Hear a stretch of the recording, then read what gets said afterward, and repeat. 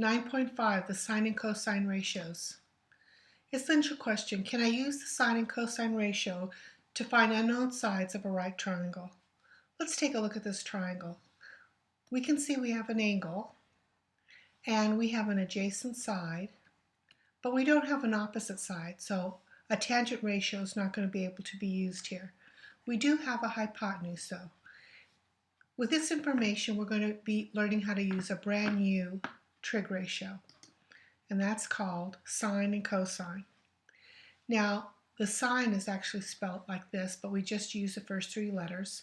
Cosine is spelled like this, but we just use the first three letters. The sine of A is the opposite leg divided by the hypotenuse. The cosine of A is the adjacent leg divided by the hypotenuse. All three ratios can be learned using a mnemonic. The sine is the opposite leg over the hypotenuse. The cosine is the adjacent leg over the hypotenuse, and the tangent is the opposite leg over the adjacent leg. Let's go ahead and put this mnemonic up for this problem so that we can refer to it.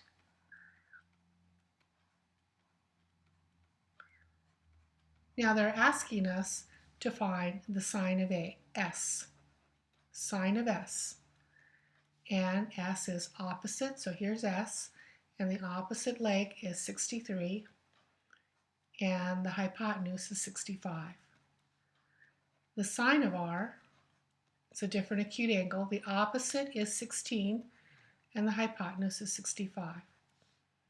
Now let's find the cosine of R. Now here's R, and cosine is adjacent leg, which is 63, all over hypotenuse, which is 65.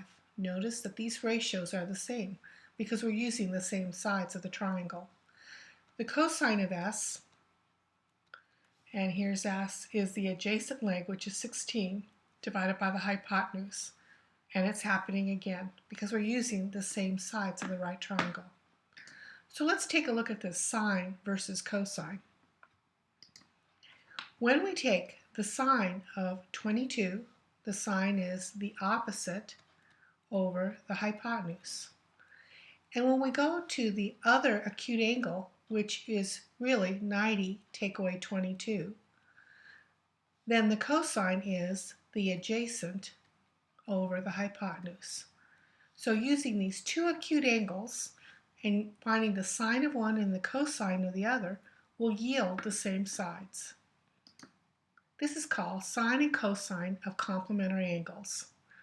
When A and B are complementary angles, the sine of A is equal to the cosine of B, and the cosine of A is equal to the sine of B. Let's take a look at this problem. The sine of 56 degrees. We want to write that in terms of cosine. Remember that if we allow this to be 56 degrees, this is going to be the opposite, and then this is going to be the hypotenuse, which is what sine is. For cosine, what we're going to do is we're going to work with the acute angle. So we're going to take 90 minus 56, which is going to be 34 degrees.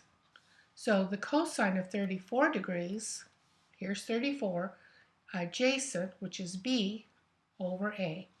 So the cosine of 34 degrees is the same as the sine of 56 degrees. The two acute angles that are complementary, cosine of one is equal to the sine of the other. In your homework, you're going to be asked to do problems like this. Write the expression in terms of cosine. So this will be equal to the cosine, and again, you have to make sure it's the complement, and the complement will be 53 degrees. For this particular problem, if we want to write the expression in terms of sine, we're going to do the sine, and remember we have to work with complementary angles, and so this will be 31 degrees. All right, let's go ahead and use our new trig ratios to help us find x and y. Again, I'm going to start off by writing my mnemonic, so I have all my rules in front of me. And I'm going to work with 26. So I'm going to say sine of 26 is equal to the opposite, which is x, over the hypotenuse, which is 14. If I make it look like a proportion, and then I cross multiply like this, I'm going to get x, and you can see I've already put it in my calculator, and we're going to round to the nearest tenth, so this will be 6.1. Now let's work with the cosine. The cosine of 26, and the cosine of 26 will be the adjacent, which is y, over the hypotenuse. Make it look like a proportion, and you're just going to multiply these two, which I've done in my calculator, and so y is approximately 12 point, now here's the tens place, but because the next door neighbor is over 5, we round it to 6. Okay, now it's your turn. Stop the screencast and see what you can do. And here are the answers. So I used the mnemonic SOHCAHTOA to help me identify the opposite and the adjacent and the hypotenuse, put them in the appropriate places, and then solve. Let's find the sine and cosine of a 45-degree angle. So I'm going to find the sine of 45 degrees, and I can just pick this 45, which is opposite, which is 1 over root 2. Now we want to rationalize it, so I'm going to write root 2 over root 2, and so the answer is root 2 over 2. So this is the sine of 45 degrees. Now remember that the cosine of the complement, remember these are complements right here, these two, they are going to be equal to each other, and so that's going to be root 2 over 2. If you forget about this sine and cosine relationship with complementary angles, you can just go back to the triangle and use the formula. Okay, your turn. Find the sine and cosine of a 30-degree angle. And here's the answer. We can leave it in exact form. That's what this is. Exact form. That's the sine. That's the cosine of 60. Or you can write it in its decimal form. Okay, your turn. One more example. Go ahead and find the distance the skier travels. Stop the screencast and see what you can do. The appropriate trig function to use was the sine, because we have the opposite and the adjacent. We go ahead and set it up.